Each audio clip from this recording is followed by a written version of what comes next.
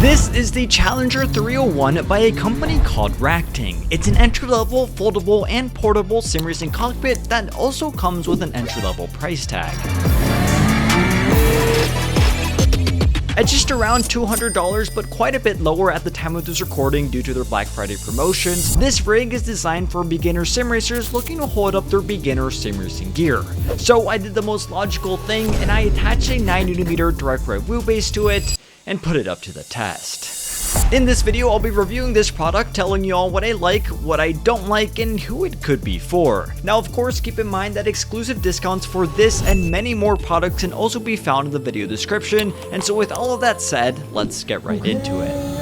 Looking for great deals on sim racing hardware? Make sure to check out simspots.com, where all of the best deals on sim racing, PC, and gaming peripherals are posted daily. Literally, the site is completely free to use, free of ads, and just lets you know of discounted sim racing hardware for you to save some cash. Get into sim racing or upgrade your gear today at simspots.com.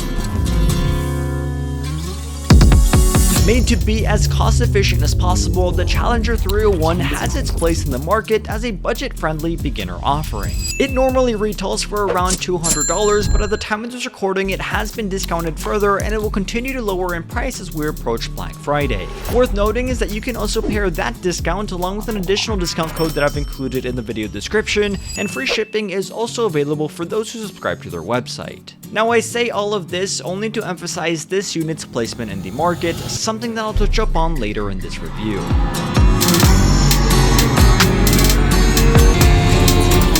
Designed with maximum portability and functionality in mind, the Challenger 301 is unique in design, reminiscent of Next Level Racing's GT Lite, and is of decent quality for the price. The frame is made from steel tubes and the seat from a suede fabric. The seat, due to the way that it can fold, does seem to have some permanent creases which don't look the best, but other than that, it does the job. It was comfortable in my race sessions and also comes with subtle red stitching and accents that make it look a little bit nicer. Now, some use of breathable material here, as well as some padded inserts, could be used to improve its overall comfort, but again, for the price, what is here is reasonable. The included wheel, shifter, and pedal mount is also as expected. Here you'll be able to mount nearly all mainstream gear, and decent adjustability can be had.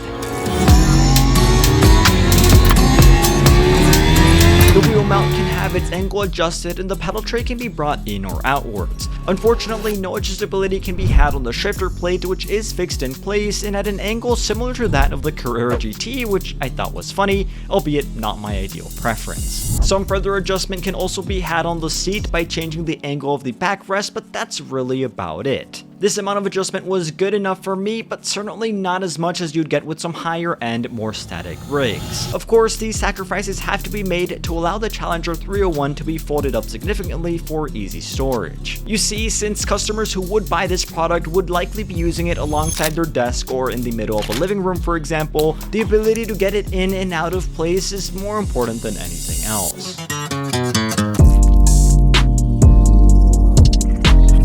Now, getting in and out is facilitated by unlatching the wheel deck on the right side and moving it up. This, however, can be tricky once you have everything attached and cable managed, so I just found myself slipping in and out from the top 99% of the time, something that was easier for me. Anyways, what's left now is to talk about this product's in-game performance, where there is a lot to go over. For starters, it's very clear that this product is made for entry-level gear, especially down below in the pedal deck. You see, originally I was planning on using this with some high-end load cell pedals, but after pressing the heavy brake just once and having the entire pedal tray separate off in a second, I've realized that I wasn't going to be able to do that. So I swapped them for something a lot more realistic, these being soft, non-load cell pedals, and with that, it held up fine. Using this pedal tray with some higher end load cell pedals would require a lot more reinforcement, which I suspect could be done with some DIY work, but in that case, some higher end offerings are also available by RacGTing in case you're looking to use some higher end gear. So it's clear that a cockpit like the Challenger 301 I have here is made for gear like the Logitech G29 up to something like the Thrustmaster T300, which also comes with a non-load cell brake. However, I myself was curious to see how much I could get away with, so using this with a MOZA R9, which is a very capable direct drive wheelbase, I was surprised to see that this product actually held up decently well.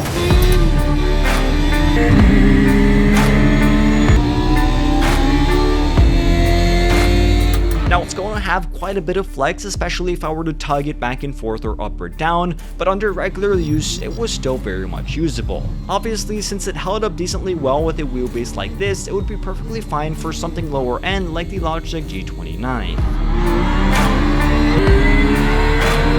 Using the R9 on this cockpit, I was able to get all the benefits from that wheelbase, being able to feel all the nuances and details, and raising the force feedback significantly high. Obviously, it's not the ideal use scenario, as some of the detail of this wheelbase is lost due to the flex in the cockpit, but I would say that it was good enough, and surprisingly better than I expected.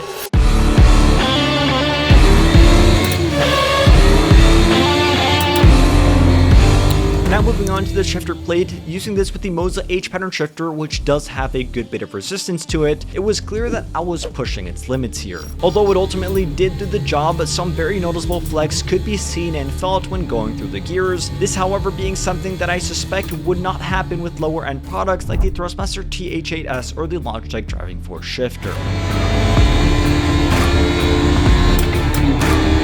The overall inability to make any adjustments on the shifter plate and its awkward angle at which it's positioned is going to be a drawback, but thankfully it can be used on either side, is included at this price point, and ultimately does the job.